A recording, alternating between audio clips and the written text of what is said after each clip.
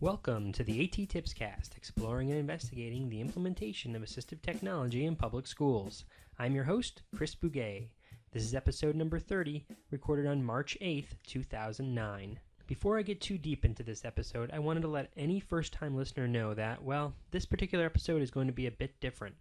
Anyone who has listened to any other episode will know that I usually stick to more concrete strategies, but the tips embedded in this episode, well, I'll just warn you now, they're more educational philosophy than concrete strategy. So, with that disclaimer out of the way, let's not waste any more time. Let's jump right into AT-TIP number 41 and number 42, the top 2 things I learned at NAREN 2009. Number 2, a brain-based approach to learning. I attended 2 sessions by presenter Frank Cross from the Upside Down organization located in Baltimore, Maryland. The 2 sessions were titled Jack's Brain, Jill's Brain, Why Gender Differences Matter, and Giving a Fish a Bath, The Untold Story of the Adolescent Mind. In a nutshell, Mr. Cross made the point that teachers are in the business of making memories.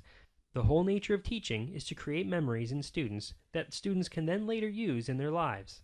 He went on to make the point that for some reason, most teachers aren't required to take neuroanatomy courses in their training or college, despite the fact that the entire point of their job is to work on building memories, which, of course, happens in the brain. To illustrate his point, he made the analogy to taking your car into the shop. When your car is broken, you need to take it to someone who understands all the parts of the car and know how they work together so that the problem can be analyzed, pinpointed, and fixed. A teacher, working in much the same way, should know about the parts of the brain so they can more effectively do their job of building memories.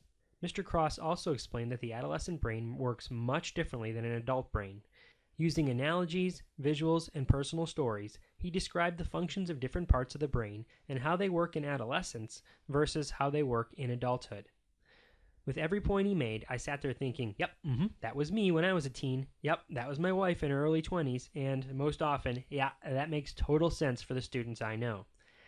I left both presentations energized to relearn the physiology of the brain and learn more about the changes in brain physiology and chemistry during various stages of life.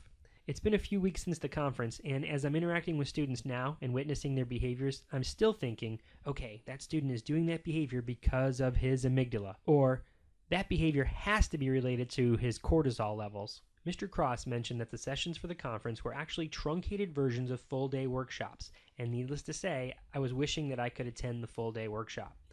If you get the chance, check out the Upside Down organization at upsidedownorganization.org.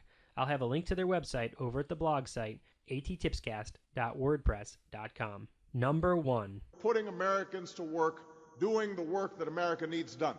In case you didn't recognize that person, that was the current President of the United States, Barack Obama, during one of his weekly radio addresses. I've heard him say that line over and over and over again in different speeches. Throughout the NAREN conference, a reoccurring theme seemed to emerge for me from a variety of sessions and conversations, a subplot to the conference, if you will. My number 1 thing that I learned at the NAREN conference was an affirmation of the idea, let's put students to work doing the jobs that schools need done. I've always incorporated students into my professional tasks. As a speech therapist, rather than making articulation cards or communication boards myself, I would work with students on the computer during sessions to make them with me. The students liked the activity of creating, the work was always worthwhile and meaningful, and it saved me time planning and creating materials. When I needed to organize my files and materials, I made it an activity with my students who had categorization goals. Sometimes students can work to create their own activities, like file folder games that they can take home, for instance, or sometimes just knowing that the work they're doing is going to benefit another student is a huge motivating factor. Students helping other students and students doing work for their school aren't exactly new ideas. I mean, after all, how many schools have students who take attendance down to the office, or hall monitors, or student council, or crossing guards, or whatever, the list goes on. I also know that many classrooms with students with multiple or severe disabilities are doing jobs to assist the school, and in some cases the community, such as crunching cans, placing labels and stamps, shredding documents, and that list goes on too.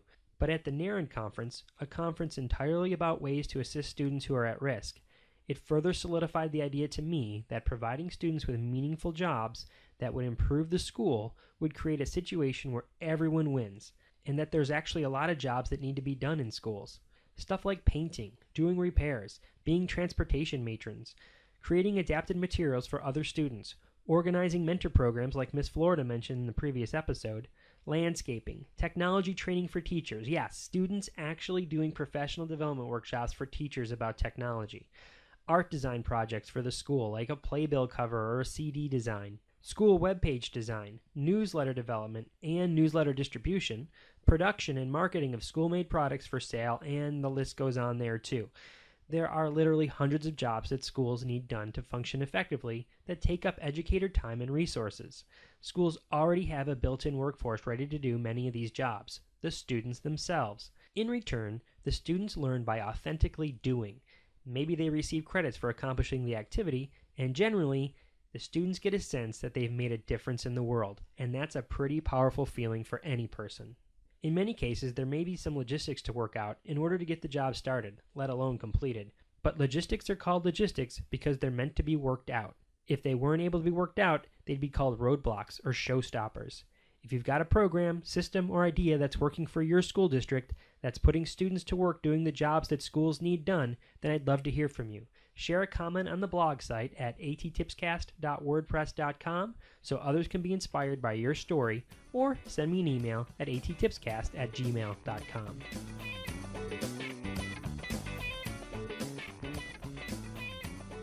Alright, so brain-based methodologies and putting students to work aren't the most technology-centric concrete tips in the world, but they are good ideas nonetheless, so I felt like they were worth sharing in an episode. Future episodes will be back to good old-fashioned hard-boiled tools that you can sink your teeth into. Remember that you can communicate with other listeners to the show by joining the AT Tippers group on Facebook or Classroom 2.0. Until next time, may all your interventions be inclusive. May all your strategies be supportive. see, putting the students to work is working for me already.